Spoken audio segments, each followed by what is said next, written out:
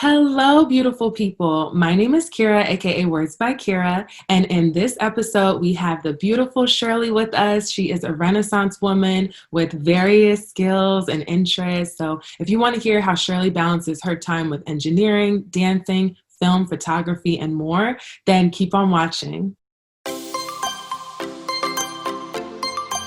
And so, like I said before, Shirley has all these different skills and passions, and she has a very busy schedule. So, I really wanted to focus on time, and I wanted to ask you, Shirley, how is it that you balance your work and your fun interests that you do? Well, first of all, hey guys, thank you so much, Kiera, for having me on the show. This is pretty awesome because when you first came up to me to ask me these questions, I wasn't really aware that I was doing a great job balancing my work and play. But one thing I do, I mean, I can mention this, is I don't really compartmentalize the different aspects of my life. For example, like job, what I do for fun, or my hobbies. I try to mix it all together and find a way to kind of luckily I do have a job that enables me to do that, but I try to find ways to kind of mingle them all together in a day. So for example, like I'll get up for work, spend some time with my dogs, walk them for a little bit, come back, do more work, and then still have the ability to do, write some notes on the side about my ideas later on. But yeah, I try to kind of mingle everything together, and I don't really separate work and play. I think that a lot of people suggest that, but I don't really do that. I try to find fun, try to make everything in my life fun. Mm. And then, for example, like work, I try to, with engineering, I have a lot of independence on how I troubleshoot some items, who I speak to, what my day would look like. And then after that, it's just making it fun in a way that I could still or like an hour work and then 20 minutes I could do whatever I want, which could be right now I'm into photography. So like researching how to take these perfect portrait photos or editing one of my photographs for one of my clients. And then I could go back and then listen to my music while I'm working and then just combine it so it doesn't feel like I need to separate everything. Amazing. That's amazing, Shirley. It sounds like you have freedom, have pretty great freedom, which is a blessing. And then you kind of get inspired throughout the day and then you just do it. That's really, really dope Yeah. in my opinion. All these things you're doing, it takes a lot of energy. Like you can't be lazy and do all these things. You can't. So what do you think helps you have so much energy? I just have a ton of energy ever since I was a kid. But honestly, I think it's because so when I was younger, I didn't really have the freedom to do many things. I love my parents to death, but they were a bit strict. And also, I developed OCD when I was younger, and then it got worse throughout my life. And it wasn't up until I was in sophomore year of college that I actually addressed it because I didn't really know what it was. Shout out to Dean Rosen at Rutgers University. She was my confidant and like a huge supporter. Because of her, I was able to kind of find a way to tackle this. But like I said, I think the majority of the time I was kind of locked in myself because of OCD. And a lot of people have this misconception that it's about being clean or, you have to line things a certain way. It is, but majority of it is more of just like trying to have control with these things that have no remote connection to what you're actually worried about. In reality, you have no control of anything, right? So it was very I called it like a mental jail cell where, for example, one simple example that I can think of is when I wanted to listen to a song on iTunes or Spotify. I couldn't really listen to it because it ended with a certain letter. O and E's were bad, I guess bad in my OCD mindset. And if I listened to those things, that these bad, horrible things would happen, and they're completely disconnected. And it was just, at times I felt like I was going crazy because I would be connecting these two. It just didn't make sense rationally. But the fact that I was able to rationalize it, I guess, it was a good sign based on what studies show and therapists show OCD is. So OCD limited everything that I wanted to do as a kid and everything growing up. Like I really felt like I was locked in a cage. Mm-hmm. And even like going to events or it kind of just this whole negative cloud and kind of left me in my dorm instead of going out and having fun, right? So then after that, luckily I had the support for my peers and for my parents, and then from my dean, and just addressing that in therapy and then getting that together. And then from there, my life just drastically improved, just being able to talk to someone and actually figuring out a diagnosis. And I think that residual energy just went through my entire life now. And now I'm like, I really want to do this. And like a lot of people, yeah, like I did engineering. I did electrical and computer engineering. Now I'm in a tech company, NBCU. And I'm also, trying to figure out film school. I was supposed to start a film program back in March. Yeah. And then I also do photography on the side, and software development. So I just try to do everything that I want to do. And I know a lot of people think it's, kind of all over the place, but I'd rather do it. I love that you're being so open about this, because not everyone talks about things like this. And just knowing you for the bit that I've known you, I would have never known that you had OCD in the past. And thank you so much for feeling comfortable to share that. And now I have even more understanding of you, because like you said, you felt like it was holding you back and you weren't able to do the things you wanted to do because, maybe you thought you were just nervous to do them or something, God forbid, bad would happen. And I just love the fact that you've broken free from that and you're just doing what you want to do. So now I want to ask you, Shirley, what do you think helped you overcome that diagnosis and kind of like free you from all these thoughts that you had? I think what helped me was the fact that in the past it was just so limiting. It got to the point where it took me 2 hours to get out of bed to go to class. So if I had an 8 a.m. class, I would wake up at 6, and then I'd still be doing these weird, it's even embarrassing to think about, but I think it's very important because at that time I kept Googling. I was like, do people do this? What is OCD? And I saw a bunch of people, like a couple of people like saying these horror stories, but no one was really providing like a solution or saying that they got better. So it was really terrifying. I think that what helped me was just being able to talk and accept, just acceptance of the unknown. And it's actually one tool, it's called ERP, Exposure Response Prevention. So now that's pretty much how I tackle my day-to-day too. If I get like scared of something, or it's a fight or flight response. So it's that feeling where you get really scared. That's kind of what OCD gives you all the time. It sucks because it could be as easy as I push the chair and the chair doesn't feel right, and now I feel scared that this thing is going to happen. It's just there. So what I think helped me was just being able to talk to a therapist. I think it's very important that people actually do go to therapy, and it doesn't have that, it's not as stigmatized anymore, which I'm really happy about, but it's very important for people to actually navigate through their emotions and through the feelings, because it might be, it's very heavily based on your brain, like serotonin levels, and basically like more of it might not necessarily be something caused by your environment, but it could also be affected by your environment or triggered by your environment.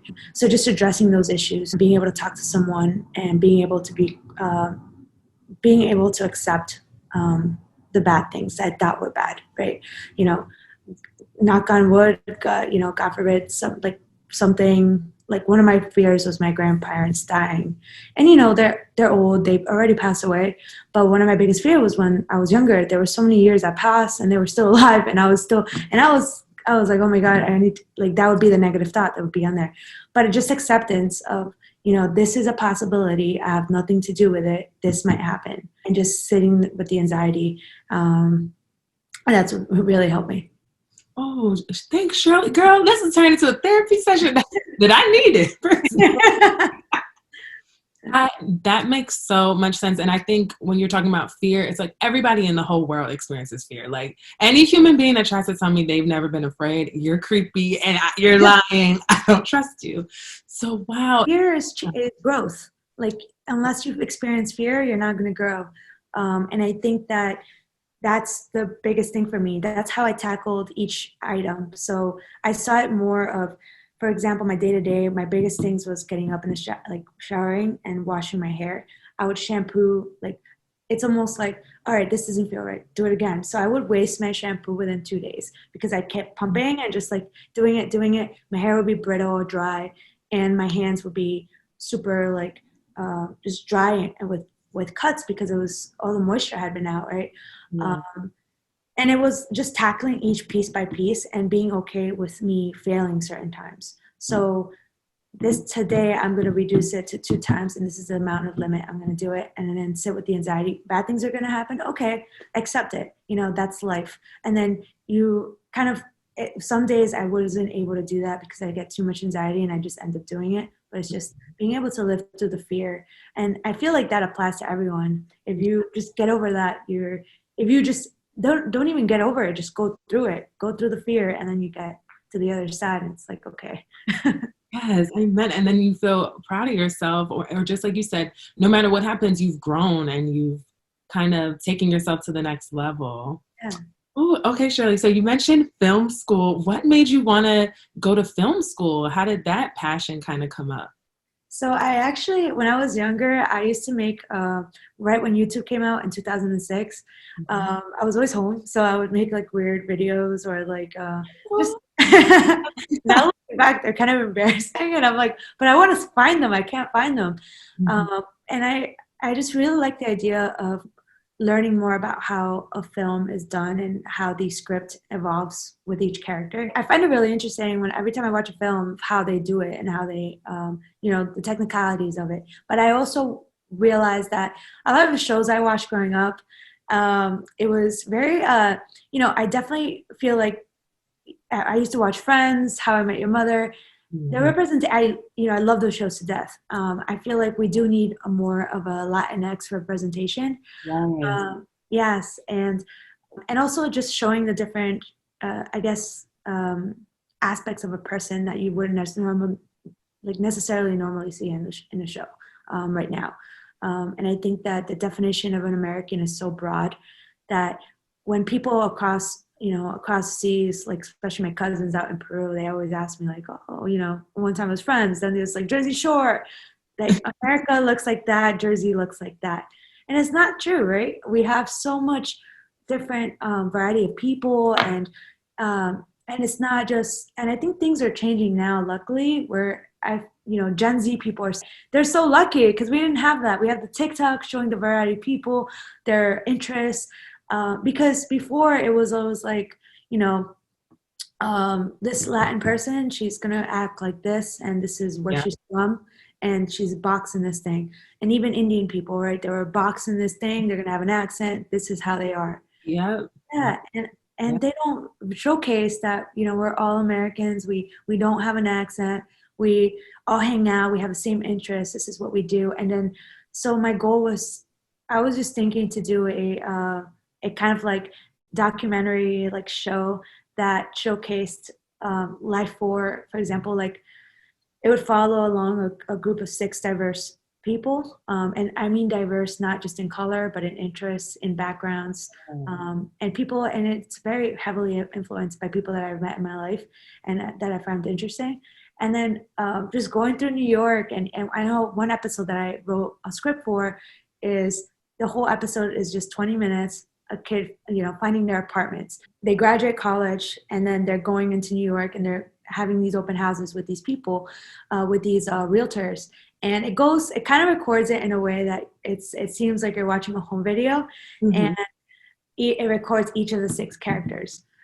So their experience searching for an apartment, what their budget is, and how funny it is actually searching for an apartment. Like, my friends all lived in the Upper East Side, and it's if you go to the Upper East Side, it's like Gossip Girl, all these Yeah. ideas you have in your head, but it's not really like that. And you have these box shoe apartments. They ended up like, so basically it follows them through that guide, through that path of finding their apartment and going in and looking at every corner of their room, looking at the outside. And it's supposed to be just like a very real life experience, and how even though it's not like those Friends the apartment that Monica has on Friends, it's like this huge apartment.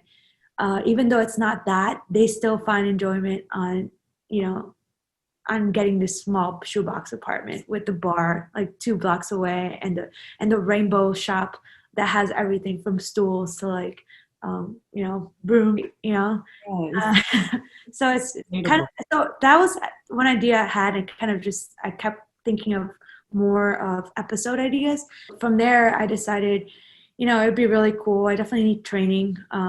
So I looked at the NYFA program, New Film Academy, Mhm. and they have a heavily intensive program that actually one of my favorite actresses went to, and she was able to do so much. I used to watch her show on YouTube. It's Issa Rae. Yes, she had Awkward Yeah. Black Girl on YouTube. Yeah, I used to watch Awkward Black Girl in college. And I could relate to it so much. Yeah, and then she went to that program, and she uh, learned a lot, and just was able to network. So that was my goal. That's one of the reasons why I delayed during COVID, because they did offer online like Zoom classes, and I just wanted the actual experience of being on set. And yeah, that's where it all came out. I started researching, and at first, there is that glimmer of like that thought, am I too old to do this? I'm 29 years old. Yeah. And I'm just like, screw it, I want to do it. And might as well do it now, where, you know, I should do it. Yes, absolutely, Shirley. Oh my gosh, we are so similar in certain ways because same girl, like I love film. Like I was thinking about doing a film program too a few years ago. Now I'm kind of thinking like, Yes, we should do it together. right?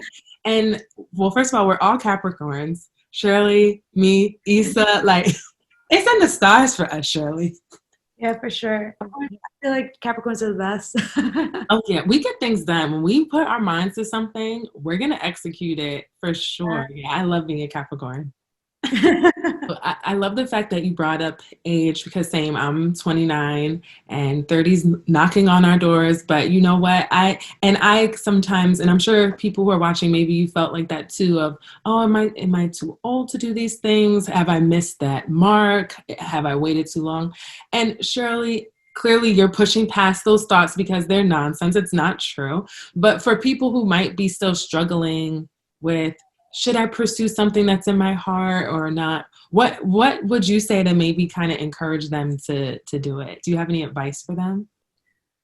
Yeah, I think that, the way that I think about it is, if I'm 90 years old, and I think this is very cliche to say, but if I'm 90 years old and I look back, am I gonna regret that I didn't do it? Mhm. And I think that's my what motivates me.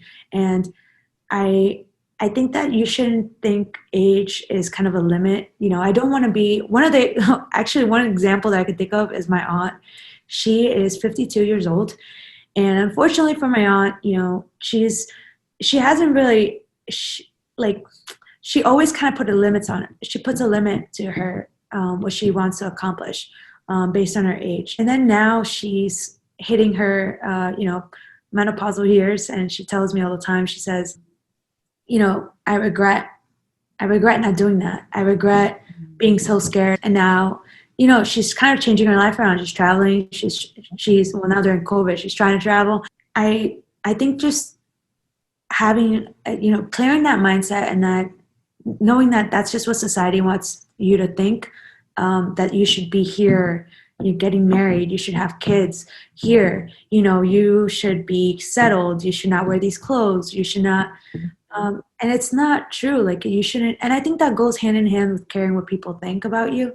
Um, and you shouldn't let that stop you, because at the end of the day, they're not living your life, and you should be happy with what you're doing. So if it makes you happy, not getting if it makes you happy getting married, and that's nothing wrong, like having kids, you could still have kids and do what you want, right? You could still get married and do what you want, and still travel, and go hang out with your friends, and do, if you find a way to, like, um you know Balance. manage your time. Yeah. But it doesn't mean, you shouldn't say, I can't do these things because I'm already here in this stage of life. For me, there is no stage. You're just living your life. Yeah. You're just living your life, and this is your movie, and you're the main character, and you better make the best of it, because we only have one, and who knows, when the last day will be yours, right? Yeah. But you never know, so might as well just I think that's kind of the mindset I go when I make my decisions is I I'd rather not, and it also goes hand in hand with what I said before about being fearful, Mm. being fearful of what people think, being fearful of, you know, I should be here and I'm not there, and I'm scared that I'm not gonna make it, or I'm gonna look ridiculous, or this, and this. Just letting that go and just making sure that you are doing things for yourself. Yes. Oh, that was great advice, Shirley. Y'all listen. You better listen up. Shirley's giving you some keys. No, that it makes so much sense because I know for me, I think especially if something keeps on coming up in your mind, or you know what I mean? You know, I used to have certain dreams or certain goals and they just keep coming up and you think about them. That is a sign, that is your higher voice speaking to you. And I think that you shouldn't ignore it. If you keep on thinking, oh, I want to start this business, or oh, I want to learn how to sew clothes, or whatever it is in your life, go for it. Just like you said, you don't want to be older and now regretting, like, why didn't I just try? It does not hurt to try. I'll Yeah, say that to anyone. Just go for it. exactly. Yeah. What do you hope for yourself in the future?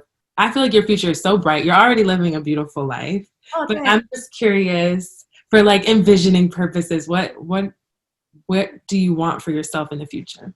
I think that my prime goal for the future is pretty much to I know it's gonna sound so cliche, but like just have fun. I honestly wish I just want to have fun for the rest of my life. I just want to be me and continuing finding myself, and then also just being able to not regret anything. And I think that's and then wherever that leads me, then great. I don't really have a specific, like, obviously, you know, if I want to be a millionaire, hopefully. So yeah, one of the things that I hope in the future is obviously that I succeed in everything that I try, but if not, then I'm okay with that as long as I don't have any regrets. But I also eventually I am saving and I want to invest in home purchases, like purchase. I do have an Airbnb in Peru right now. Yes, so I want to continue to grow, and then part of my goal, not only to be wealthy, but I want to follow the lead of Akon. So Ooh. Akon is pretty much building his own city in Senegal. He's giving back to the communities where he grew up in. I definitely want to do something similar to that eventually if I can get to the way as successful as he has with all his hits. But yeah, I want to help the Peruvian kids back in Peru and just the Peruvian community in itself, and just bring more, I guess, more positivity to that area. I think my primary goal in the future is to just,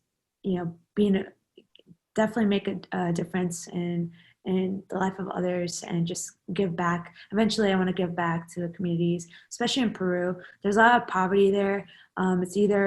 It's pretty much like either you have money or you don't. Mhm. And I think that I saw kids, like, especially when I went on my last trip. I saw kids that were, didn't have the opportunity for education. I definitely want to help out, maybe do something where I can support them through school, and maybe start a sponsorship program where I sponsor one kid, and then I could start maybe like sponsoring, with each revenue that I make for each stream that I have, to be able to sponsor a kid to go to school and to go to university, and then eventually, study abroad, and then come back and grow Peru. And then, because I think that's what's happening. Everybody's kind of, it's definitely growing, but not at the rate, because of the corruption and stuff. It's not growing at the rate that it's supposed to. A lot of the students are, or kids or families, they're migrating out, and then they're not really coming back and growing Peru as it should. And I do feel like we have the resources to grow as a country. And yeah, that's just my goals that I have now. But overall, it's just to be happy. Those are so powerful goals that you have, Shirley. And I love that you're saying that. I think it's so important. I try to ask like all my guests on my channel to tell me like what they envision for the future, because I think it's so important to say it out loud and say it to the universe. And confirm it to yourself, like you believe that it can happen. And the fact that you want to give back to your community and go back to Peru and enrich the people's lives, I think that's beautiful and powerful. We're all supposed to help each other. I think that humans, we are so powerful beyond measure, much more powerful than I think sometimes social media or all these messaging that we get. And I just love that you are embracing that for yourself and you want to give that same encouragement to others. That's beautiful, Shirley. Oh, thank you. Thanks, Kira. Yeah, I totally agree. Thank you so much for being on this episode with me. Your words are so encouraging, and for you sharing your journey. It's really wonderful to see. So thank you for being on. Thank you, Kira. Thank you, everyone. This was a lot of fun. Yeah, this is awesome. Yeah, this was so much fun. I love talking to you. Thank Yeah. you guys for watching. Bye. Guys.